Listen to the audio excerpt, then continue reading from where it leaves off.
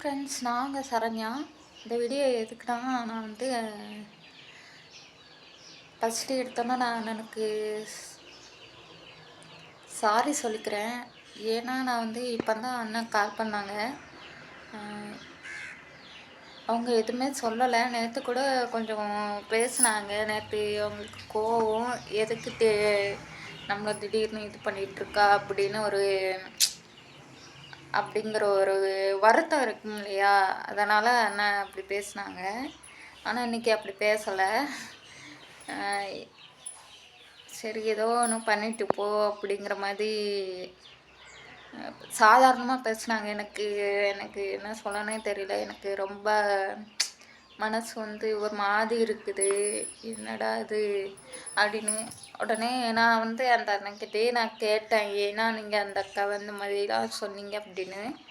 இல்லை, அவங்க போன வாட்டி அவங்க அம்மா வீட்டுக்கு போனாங்கல்ல, அப்போ அங்கே போயிட்டு இந்த மாதிரிலாம் கண்டன்ட்டு அப்படின்னு சொன்னாங்க. அதனால தான் நான் வந்து இப்படி சொல்ல வேண்டியதாக போச்சு, எல்லாம் போட வேண்டியதாக போச்சு. அதனால் நான் எது உண்மையோ அதை வந்து மக்களுக்கு நான் தெளிவு பண்ணிக்கிட்டே இருக்கிறேன். இப்போ போனது உண்மை தான், அவங்கள தேடிட்டுருக்கேன் பாப்பா அப்படிங்கிற மாதிரி சொல்லியிருந்தாங்க.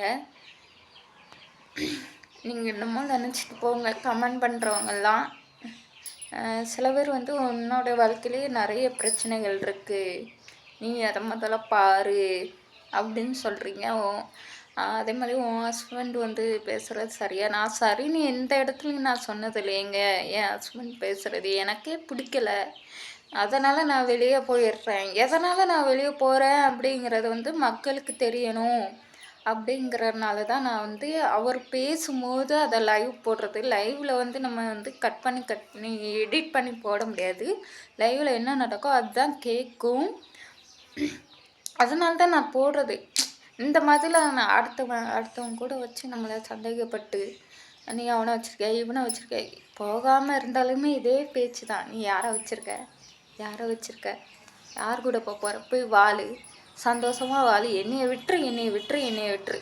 அப்படின்னா உன்னை விடணும்னா நீ ஏன் கல்யாணம் பண்ணிட்டு வந்த அப்படின்னு தான் எனக்கு ஒரு கேள்வியாக இருக்குது அந்த இடத்துல வந்து. அதனால தான் நான் போடுறேன். இனிமேல் நான் போட மாட்டேன். நான் உங்ககிட்ட நான் ஏற்கனவே ஒரு வீடியோவில் சொல்லியிருப்பேன், எனக்கு யூடியூப்பில் இருந்து பணம் வந்துருச்சுன்னா கண்டிப்பாக நான் வந்து கோர்ட்டுக்கு போய் முடிவெடுப்பேன்.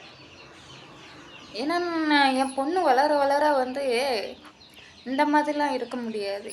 அவள் பொண்ணு, நான் அனுபவிச்சுக்கலாம் என்ன கஷ்டம்னாலும். என் பொண்ணை வந்து நான் கஷ்டப்பட விட மாட்டேன். அதுக்காக தான் நான் எவ்வளோ போராட்டமும் போராடிட்டுருக்கேன். இனிமேல் நான் யாரையும் பற்றி பேச மாட்டேன். என்னோடய லைஃப்பில் என்ன நடக்குதோ அதை பற்றி மட்டும் நான் பேசுகிறேன். சாரி, எல்லாத்துக்கும் சாரி. ஓகேவா?